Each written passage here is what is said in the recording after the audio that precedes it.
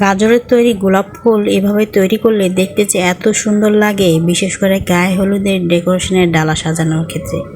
তো এই গোলাপ ফুলগুলো আমি 3 ধরনের তৈরি করেছি, তার মধ্যে এইটা একটা খুবই সহজ। প্রথমে এভাবে গাজরের নিচের অংশটা মানে এক পাশে চিকন থাকবে আরেক পাশে মোটা থাকবে, সেম এরকম করে গোল গোল করে রাউন্ড করে কেটে নিয়ে তারপরে মাঝখানের অংশটা কেটে ফেলে দিবেন। মানে একটু বাঁকা করে ধরলেই চাকুটা এভাবে বাঁকা করে ধরলেই মাঝখানের অংশটা কেটে যাবে।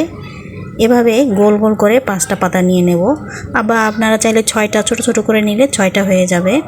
তো আমার এখানে 5টায় প্রায় হয়েছে। 5টার ভিতরে মানে 2 পাতার ভিতরের যে ফাঁকা অংশটা ভি শেপ থাকে, ঠিক ওই দিক থেকেই আমি আরেকটা মানে দ্বিতীয় লেয়ারের পাতা তৈরি করব। প্রথম লেয়ার এরকম ফাঁকা হয়েছে, এই যে এরকম। এবার 2 পাতার মাঝখানে যে লেয়ারটা থাকে সেখানে আবার এরকম করে পাতার একটা গোল শেপ দিয়ে মাঝখানটা এভাবে কেটে ফেলবো। মানে একটু বাঁকা করে ধরলেই কেটে যাবে, আবার বেশি বাঁকা করলে মানে ওই পাওয়ারের পাতাটাও কেটে যাবে। তাই সাবধানে কাটতে হবে, এমনভাবে কাটতে হবে যেন প্রথম লেয়ারটা না কাটা যায়। এটা হচ্ছে দ্বিতীয় লেয়ার।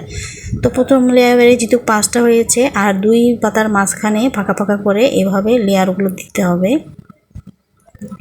আস্তে আস্তে পাতাগুলো কমে যাবে।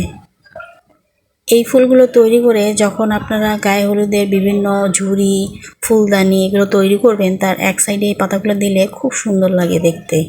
গাজর বা বিট এগুলো দিয়ে করলেও বিভিন্ন কালারের হয়। গাজরেরটা হবে সাদা আর বিটটা হবে লাল, মানে ভিতরের যে শক্ত টাইপের থাকে। আলু দিয়েও করা যাবে, কিন্তু আলুটা কিছুক্ষণ পর কালো হয়ে যায়, কিন্তু আর এগুলো হচ্ছে কালো হয় না।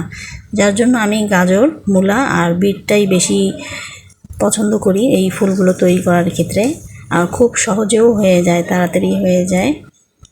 আর আমার সময় কম থাকাতে আমি পাপড়িগুলো অনেক কম করে দিয়েছি। চাইলে আপনারা অনেক পাতলা পাতলা করে তারপর পাপড়ি দিবেন, দেখতে খুবই সুন্দর দেখা যাবে।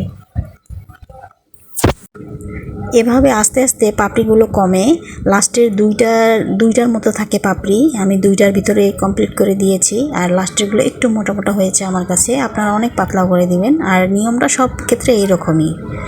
তো ধন্যবাদ সবাইকে। আমার ভিডিওটি ভালো লাগলে অবশ্যই শেয়ার দিবেন। আর লাস্টে হচ্ছে এরকম করে কেটে লাস্টটুকু একটু বাঁকা বাঁকা করে এক সাইডে চিকন করে নেবেন, টুথপিক দিয়ে যাতে সুন্দরভাবে গাঁথানো যায়, যার জন্য এরকম আমি চিকন করে নিলাম।